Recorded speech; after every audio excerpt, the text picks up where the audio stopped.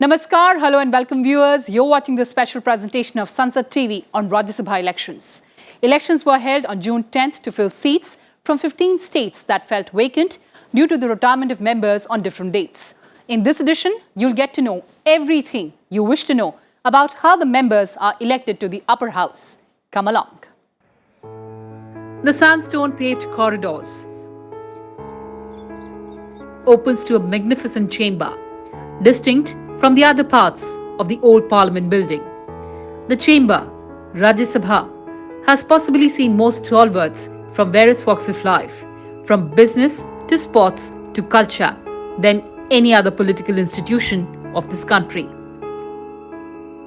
The upper house of Indian Parliament has been playing a pivotal role in India's much cherished parliamentary democracy, keeping the bicameral structure alive, setting new records and creating history since inception.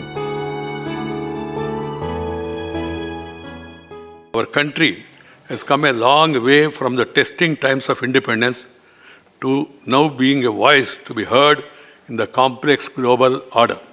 There were a number of challenges that stared at India at the stroke of freedom, such as poverty, illiteracy, poor health, low level of industrialization and economic growth, social orthodoxy, poor infrastructure, unemployment, inefficient agriculture, weak governance and financial institutions, inadequate institutional framework, etc.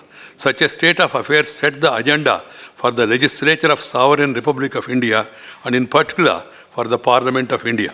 The apex legislature of our country went about the task of nation building in a methodical and graded manner, addressing different challenges from time to time. The makers of our constitution, while establishing Rajya Sabha, our second chamber of our parliament, envisaged a distinct role for it in our parliamentary system. The Rajya Sabha is meant to provide a second look at the legislation passed by the other house, as also to prevent hasty legislation and not to prove a clog either to legislation or administration. Besides, it aims at providing opportunities to the seasoned and eminent persons who have distinguished themselves in diverse fields such as literature, science, arts and social service to serve the country. It is designed to give representation to the states in the apex democratic decision-making. On May 13, 1952, first Vice President of India and Rajya Sabha Chairman Sarvepalli Radhakrishnan said, and I quote, "There is a general impression that this House cannot make or unmake governments and therefore it is a superfluous body. But there are functions which a revising chamber can fulfill fruitfully. Parliament is not only a legislative but a deliberative body. So far as its deliberative functions are concerned, it will be open to us to make very valuable contributions." Unquote. माननीय सभासदों, माननीय सभापति जी. Members of Rajya Sabha are expected to be more experienced and learned and less influenced by the ebb and flow of popular opinion. As House of Elders, it is expected to hold dignified and quality debates on issues of public importance and legislative proposals and to ensure the accountability of the executive to Parliament.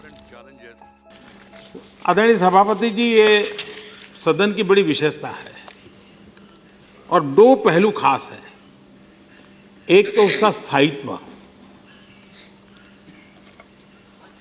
Permanent कहें या eternal कहें, और दूसरा है विविधता, diversity.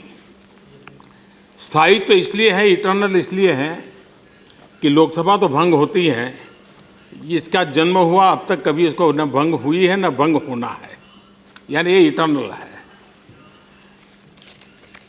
लोग आएंगे जाएंगे लेकिन ये व्यवस्था इटर्नल रहती है. ये अपनी उसकी एक विशेषता है.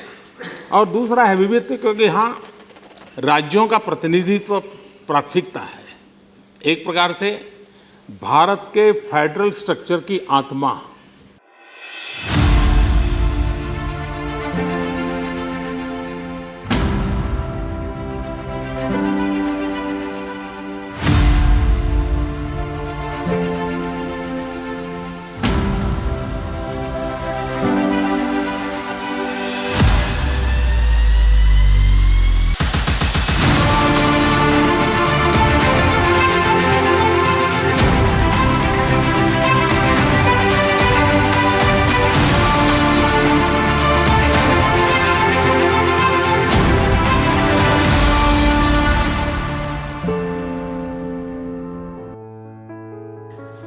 The biennial elections to Rajya Sabha were held to fill 57 seats in the upper house across 15 states. Of them, 41 candidates belonging to various parties in different states have won unopposed, while 16 seats were contested. The newly elected candidates include 11 from Uttar Pradesh, 6 from Tamil Nadu, 5 from Bihar, 4 from Andhra Pradesh, 3 each from Madhya Pradesh and Odisha, 2 each from Chattisgarh, Punjab and Telangana and Jharkhand, along with 1 from Uttarakhand. Out of these 41 seats, BJP bagged 14 seats, 8 from Uttar Pradesh, 2 each from Bihar and Madhya Pradesh, and 1 from Jharkhand and 1 from Uttarakhand. The BJP also registered a win in 8 out of the 16 contested seats in the 4 states, while Congress bagged 5 seats in a fiercely contested battle. The biennial elections to Upper House of Parliament were held for 6 seats in Maharashtra, 4 each in Karnataka and Rajasthan, along with 2 seats in Haryana. Article 80 of the Constitution lays down the maximum strength of Rajya Sabha as 250, out of which 12 members are nominated by the President and 238 are representatives of the states and of the UTs. The 4th schedule of the Indian Constitution provides for the allocation of seats in the Council of States. The number of members varies from state to state depending on population. In 1950, when the Constitution came into full force, the Rajya Sabha had 216 seats. But over the years, with the reorganization of states, the strength of the Rajya Sabha increased to 245 seats. Accordingly, the share of different states were adjusted. However, some states, such as Tamil Nadu, may appear to have more seats in the Rajya Sabha compared to more populous states like Bihar. This is primarily because of more effective population control programs in the state compared to others. Their Rajya Sabha seats were not revised downward, as it might disincentivize the population control program. The state of Uttar Pradesh has the maximum number of members. The states of Arunachal Pradesh, Goa, Manipur, Meghalaya, Mizoram, Nagaland, Sikkim and Tripura have got only 1 member each. As the members are elected by the state legislature, some small UTs, those without legislatures, cannot have representation. The UTs of Andaman and Nicobar Islands, Lakshadweep, Dadar and Nagar Haveli, Daman and Diu and Chandigarh do not have any representatives in the Rajya Sabha. Uttar Pradesh has 31 seats, Maharashtra 19, Tamil Nadu has 18 seats, West Bengal and Bihar have 16 seats, Karnataka has 12 seats, Andhra Pradesh, Gujarat and Madhya Pradesh have 11 seats. States of Odisha and Rajasthan have 10 seats. Kerala has 9 seats. Telangana, Punjab and Assam have 7 seats. Jharkhand has 6 seats. Haryana and Chattisgarh have 5 seats each. Himachal Pradesh, NCT Delhi and Uttarakhand have 3 seats. 12 members are nominated by the President. The members nominated by the President are persons having special knowledge or practical experience in respect of such matters as literature, science, art and social service. The Rajya Sabha elections are different from the Lok Sabha. Unlike the Lok Sabha or the lower house of Parliament, members of the Rajya Sabha or the upper house of Parliament are not directly elected by the public. The members of the Rajya Sabha are elected by the elected representatives of states and UTs. Election to the Rajya Sabha is not held in the Rajya Sabha House, but on the floor of state legislative assemblies. Members of the upper house are elected through single transferable vote through open ballot. It is a vote on a ballot that can be transferred from a candidate of first choice who has already obtained the necessary quota of votes for election to a candidate marked by the voter as the second or third choice. The names of the candidates are printed on the ballot paper. An MLA marks his preferences for the candidates with the figures 1, 2, 3 and 4 and so on against the names chosen by him, and this marking is understood to be alternative in the order indicated. The candidate that gets rank 1 from an MLA secures a first preference vote. In order to win, a candidate needs a specific number of such first preferences. This number depends on the strength of the state assembly and the number of MPs it sends to Rajya Sabha. To win, a candidate should get a required number of votes, which is known as quota or preference vote. However, the formula is changed in case more than one seat needs to be filled. For instance, if there are 4 seats to be filled and the ruling party and its allies command a 2/3 majority and the opposition a third, it will mean that the election will go 3 seats to 1 in favor of the ruling party. In many states, parties avoid a contest by fielding candidates only in respect to their strength. Where an extra candidate enters the fray, voting becomes necessary. Candidates fielded by political parties have to be proposed by at least 10 members of the Assembly or 10% of the party's strength in the House, whichever is less. For independents, there could be 10 proposers, all of whom should be members of the Assembly. It is important to note that during Rajya Sabha elections, each MLA's vote is assigned a value of 100. Further, each successful candidate must secure a minimum number of votes, which is known as the quota. Let's take an example.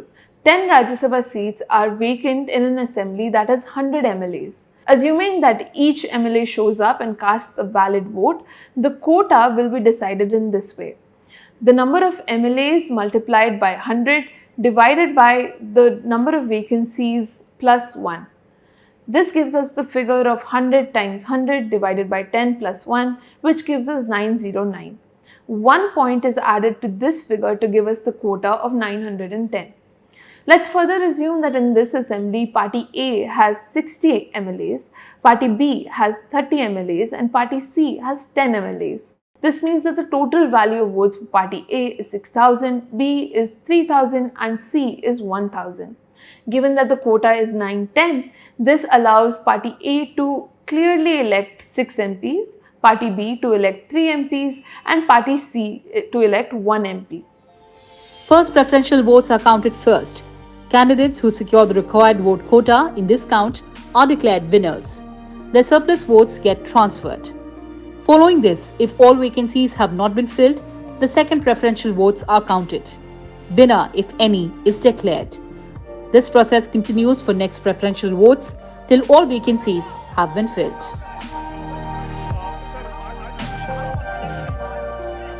In this way, parties are able to predict how many MPs they will be able to elect for each assembly and hence only field those many number of candidates that they are confident to win. However, in some cases, the party composition may be more complex and no single party may be able to win all seats. There can be cases where 1 or 2 seats cannot be won by any single party on their own.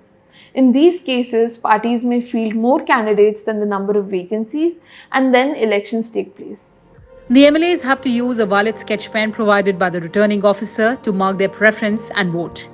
If the MLA uses another pen or ink, her vote would become invalid and get rejected. Prior to the Atal Bihari Vajpayee government, the Rajya Sabha election used to be held through secret ballot. It was the Vajpayee government that introduced an open ballot system for these elections. As a measure to check rampant cross-voting, which was taken to mean that the vote had been purchased by corrupt means, the system of each party MLA showing his or her marked ballots to the party's authorized agent before they are put into ballot box has been introduced. Showing a marked ballot to anyone other than one's own party's authorized agent will render the vote invalid. Not showing the ballot to the authorized agent will also mean that the vote cannot be counted. This move was challenged in the Supreme Court by journalist Kuldeep Nayar. In 2006, the Supreme Court found open ballot voting in Rajya Sabha elections as a sound practice. The Election Commission of India issued 2 circulars on January 24, 2014 and November 12, 2015, giving Rajya Sabha members the option to press the Nota button in the upper house polls. However, in 2018, the Supreme Court of India struck down the provision, holding that none of the above option is only for general elections held on the basis of universal adult suffrage and cannot be applied to indirect elections based on proportional representation. Rajya Sabha is a permanent house and is not subject to dissolution. However, 1/3 members of Rajya Sabha retire after every second year. A member who is elected for a full term serves for a period of 6 years. In addition, vacancies that arise due to resignation, death, or disqualification are filled up through bypolls, after which those elected serve out the remainder of their predecessor's term. The term of office of a member who is elected or nominated to the Rajya Sabha begins from the date of publication of the notification of such election or nomination, as the case may be, in the official gazette. While in case of election of a member to the Rajya Sabha, notification is issued by the Ministry of Law and Justice. In case of nomination, the notification is issued by the Ministry of Home Affairs. Before taking his seat in the House, every member of the Rajya Sabha, elected either in a biennial election or by-election or nominated by the President, is required to make or subscribe oaths. Do solemnly affirm that I will bear true faith and allegiance to the Constitution of India as by law established, that I will uphold the sovereignty and integrity of India, and that I will faithfully discharge the duty upon which I am about to enter. The Constitution Amendment Bill 2020. Over the years, the upper house has seen a memorable journey through lively debates, informed discussions, and its ability to handle complex issues in the interest of the nation. Yes, it has also seen frictions and a rise in disruptions, which is certainly a matter of concern for all the stakeholders. But the upper house has remained a vanguard for political and social values, a melting pot of culture and diversity, and overall a relentless flag bearer of the sovereign, socialist, secular and democratic Republic of India. Rajya Sabha has played a constructive and effective role in our polity. Its importance in the legislative field and in influencing the government policies has been quite significant. Well, that's all I had for you in this edition. Thanks for watching and stay tuned to Sansad TV. Namaskar.